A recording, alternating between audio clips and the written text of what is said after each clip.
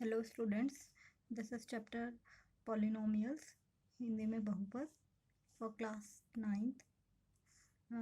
Polynomials होते क्या हैं? What are polynomials?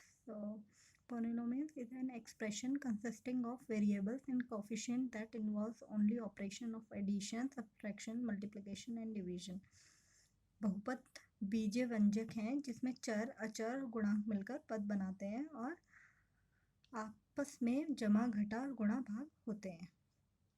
तो देखो, अगर आप पॉलिनोमियल देखोगे या बहुपद देखोगे तो एक बीजीय व्यंजक है, ये एक्सप्रेशन है एक। उसके अंदर वेरिएबल्स होंगे, कांस्टेंट होंगे, कोफिशिएंट्स होंगे, ओके, टर्म्स होंगी। सेम चीज, जो बहुपद है वो बीजीय व्यंजक है जिसमें चर, अचर, गुणांक ये सब होंगे।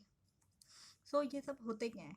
चर, वेरिएबल जो होते हैं, जो नंबर जो है वो वेरी करता रहता है, जिसकी कोई वैल्यू फिक्स नहीं होती। Like X, Y, Z, A, X square, Y square, Z square, A square, कुछ भी हो सकती है वो। टी स्क्वायर, टी क्यूब, कुछ भी जिसकी वैल्यू हमें पता नहीं है, इट कैन बी वेरी। ठीक है।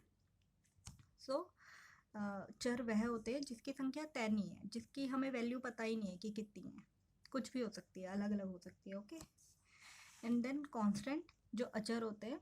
अचर इज कांस्टेंट जो फिक्स वैल्यू होती है। लाइक हमें पता है 2 टू की वैल्यू 2 ही है।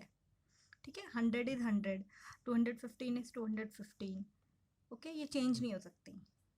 Okay. So constant and variable, अचर और चर में यही डिफरेंस है।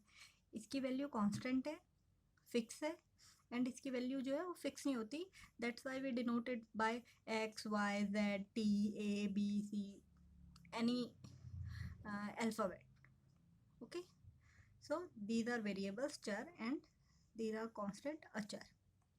Now these when we write polynomials, दोनों चीज़ें होती है उसमें, वेरिएबल्स होते हैं एंड कांस्टेंट होते हैं, और दोनों मिलकर पहले टर्म बनाते हैं, टर्म्स या पद। तो जो पद होते हैं दे आर लाइक अगर आप एक पोलिनोमियल ले लो, कोई भी अगर बहुपद मान लो, like this.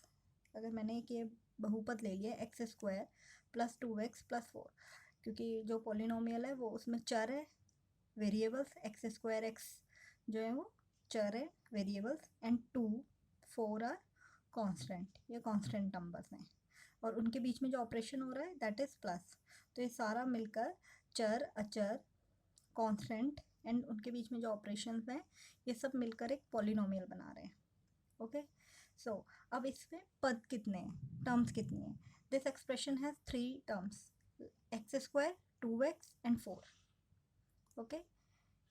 This expression has, इस जो भी बीजीय व्यंजक है इसमें 3 पद हैं, 1, 2, 3, x square, 2x and 4। Okay.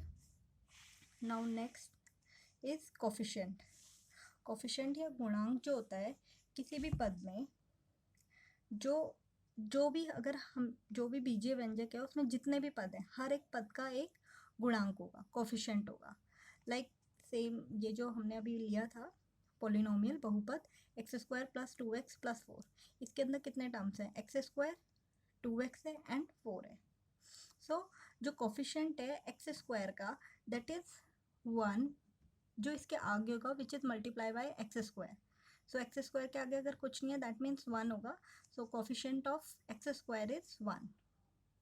Then coefficient of this X is 2 because this X is multiply by 2, and coefficient of this term x4 वो हो जाएगा 4, because we can write 4 as 4 into 1 and we can write 1 as 4 into x raised to power 0.